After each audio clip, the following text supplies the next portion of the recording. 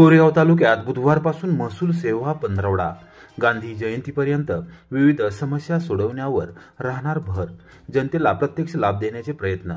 तहसीलदार doctor Sangamesh कोडे, मुख्यमंत्री देवेंद्र फडणवीस आणि महसूल मंत्री चंद्रशेखर बावनकुळे यांच्या निर्देशाप्रमाणे पंतप्रधान नरेंद्र मोदी यांचा जन्मदिन दिनांक 17 सप्टेंबर ते राष्ट्रपिता महात्मा गांधी जयंती दिनांक 2 ऑक्टोबर या कालावधीत संपूर्ण कोरेगाव तालुक्यात सेवा पंधरवडा आयोजित करण्यात आला आहे.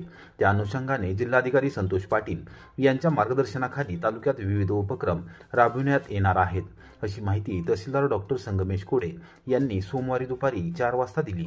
सेवा पंधरवड्याची सुरुवात दिनांक 17 सप्टेंबर रोजी होणार असून त्याची पूर्वतयारी म्हणून सर्व गावांमध्ये ग्राम महसूल अधिकारी, ग्रामपंचायत अधिकारी, लोकप्रतिनिधी, पोलीस पाटील, विकास सोसायटीचे सचिव यांच्यासह शिवार फेरी आयोजित करण्यात आली आहे.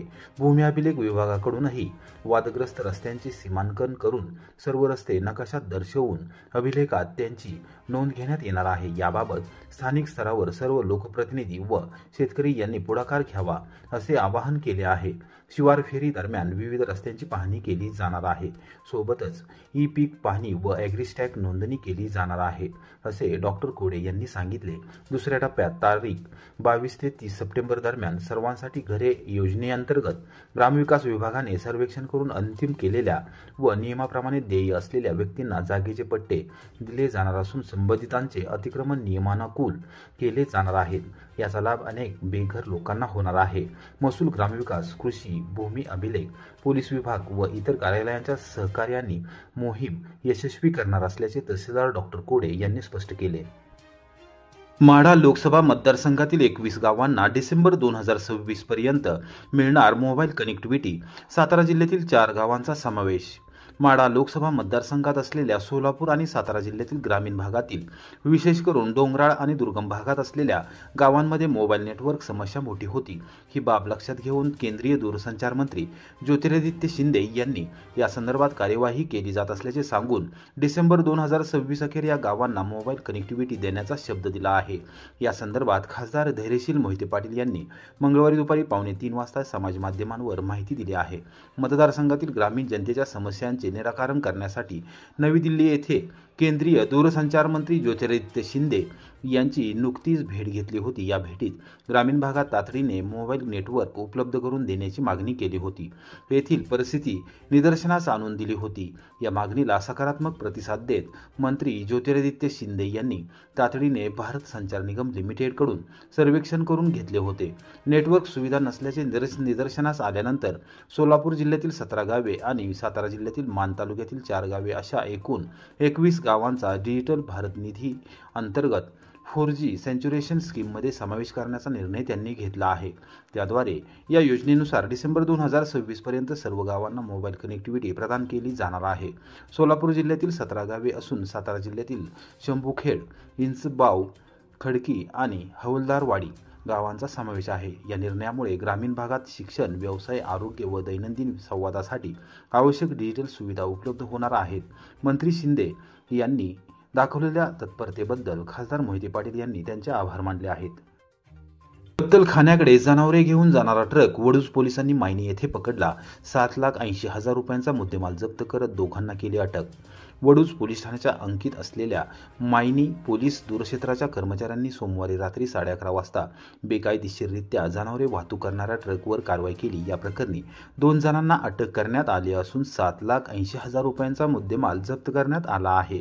पोलीस निरीक्षक घनश्याम सोनवणे यांनी मंगळवारी दुपारी 1 वाजता याबाबतची माहिती पत्रकारांना दिली. मायनी दूरक्षेत्राच्या हद्दीमध्ये रात्रगस्तीवर असलेल्या पोलीस अंमलदारांना एका ट्रकवर संशय आल्याने त्यांनी चालकाला थांबण्याचा इशारा केला व ट्रक थांबविला. त्याची तपासणी केली असता त्यामध्ये 18 जनावरे बेकायदेशीररित्या डांबून ठेवली असल्याचे दिसून आले. मुक्या जनावरांचा छळ केल्याप्रकरणी कायद्यातील तरतुदीनुसार गुन्हा दाखल करण्यात आला असून 2 जणांना अटक करण्यात आली आहे. या कारवाईमध्ये 7,80,000 रुपयांचा मुद्देमाल जप्त करण्यात आला आहे. पोलीस अधीक्षक तुषार दोशी, अप्पर अधीक्षक डॉक्टर वैशाली कडूकर व उपविभागीय पोलीस अधिकारी रणजित सावंत यांच्या मार्गदर्शनाखाली वडूज पोलिसांनी ही कारवाई केली असल्याचे पोलीस निरीक्षक सोनवणे यांनी सांगितले. रात्री 23:30 म्हणजे 11:30 वाजण्याच्या सुमारास आमचे मायनी ओपी येथे कार्यरत असलेले ट्रॅफिकचे अंमलदार अजित काळे यांनी नित्यानंद बिअर बार समोर एक आयशर कंपनीचा ट्रक हा संशयावरून थांबवला आणि त्यामध्ये त्यांनी पाहणी केली असता त्यामध्ये एकूण 18 म्हशी आणि 2 रेडके 16+2 असे एकूण 18 म्हैस जातीचे जनावरे हे अतिशय योग्य ती खबरदारी न घेता किंवा त्यांना क्रूरतेने किंवा निर्दयपणे घेऊन जाताना अवैधरित्या त्याची वाहतूक करताना मिळून आले.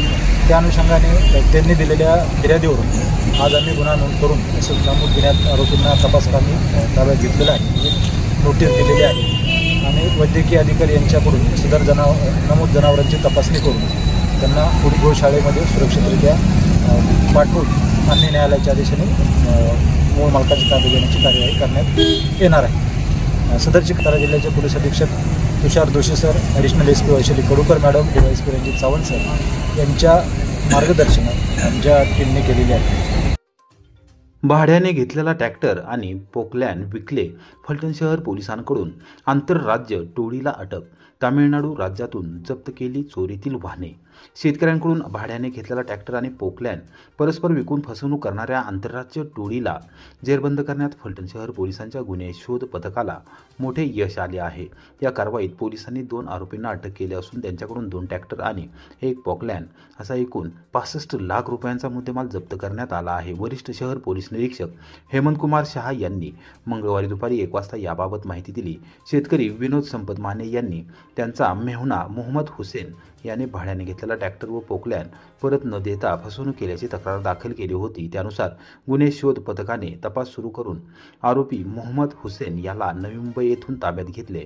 चौकशी दरम्यान त्याने गुन्ह्याची कबुली दिली. त्याने आणि साथीदार हस्मा रेहमानी कुंजी बिहारी यांनी संगनमत करून भाड्याने घेतलेले पोकलॅन खोपोली जिल्हा रायगड येथे गहाण ठेवले होते आणि ट्रॅक्टर लपवून ठेवला होता. तसेच त्यांनी पुणे जिल्ह्यातील मंचर येथून चोरलेला आणखी 1 ट्रॅक्टर दलालामार्फत कर्नाटकात विकल्याचे हे उघड झाले.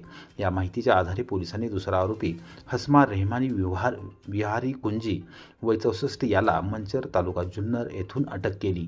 त्यानंतर तामिळनाडू राज्यात जाऊन तपास पथकाने 2 ट्रॅक्टर आणि 1 पोकलॅन जप्त केले आहे. ही यशस्वी कामगिरी पोलीस अधीक्षक तुषार जोशी, अप्पर पोलीस अधीक्षक डॉक्टर वैशाली कडूकर आणि उपविभागीय पोलीस अधिकारी विशाल खांबे यांच्या मार्गदर्शनाखाली पोलीस निरीक्षक हेमंत कुमार शहा यांच्या नेतृत्वाखालील पथकाने केली. या पथकामध्ये पोलीस उपनिरीक्षक ज्ञानेश्वर गाडे, संतोष चौके आणि गुन्हे शोध पथकाचे हवालदार पोपट धोमणे, काकासाहेब काने, अतुल औटे, जितेंद्र ठिके यांचा समावेश होता. कोरेगाव तालुक्यात नलवडेवाडी येथे उतारावरून घसरलेल्या ट्रॅक्टरखाली सापडून शेतकऱ्याचा दुर्दैवी मृत्यू. कोरेगाव तालुक्याच्या उत्तर भागातील बिचुकले नजीकच्या नलवडेवाडी येथे एका अत्यंत दुर्दैवी घटनेत चालू स्थितीत निष्काळजीपणे उतारावरून ठेवलेल्या ट्रॅक्टरखाली सापडून 70 वर्षीय शेतकऱ्याचा जागीच मृत्यू झाला. मृत व्यक्तीचे नाव सुरेश आनंदराव नलवडे असे आहे. वाटार पोलिसांनी दिलेल्या सोमवारी रात्री 9 वाजता दिलेल्या माहितीनुसार शनिवारी दिनांक 13 सप्टेंबर रोजी सकाळी 8च्या सुमारास सुरेश नलवडे हे आपल्या राहत्या घरासमोर ट्रॅक्टर हा उताराच्या रस्त्यावर चालू अवस्थेत ठेवून पाणी आणण्यासाठी घरात गेले होते. काही वेळाने ते पाणी घेऊन परत येत असताना उतारावरून असलेला ट्रॅक्टर पुढे सरकू लागला. ट्रॅक्टर अडवण्यासाठी त्यांनी तात्काळ ट्रॅक्टरवर चढण्याचा प्रयत्न केला, मात्र दुर्दैवाने त्यांचा पाय घसरला आणि ते ट्रॅक्टरच्या समोर डांबरी रस्त्यावर पडले. त्याच क्षणी ट्रॅक्टर त्यांच्या डोक्यावरून गेला. डोक्याला जबर मार लागल्याने त्यांचा जागीच मृत्यू झाला. या घटनेमुळे संपूर्ण गावात हळहळ व्यक्त करण्यात येत आहे. अत्यंत कष्टाळू, मनमिळावू स्वभावाचे म्हणून ओळखले जाणारे सुरेश नलवडे यांच्या निधनाने परिसरावर शोककळा पसरली आहे. या अपघाताबाबत गणेश रघुनाथ नलवडे यांनी फिर्याद दिली असून अपघाती मृत्यू अशी नोंद करण्यात आली आहे. हवालदार साबळे तपास करत आहेत.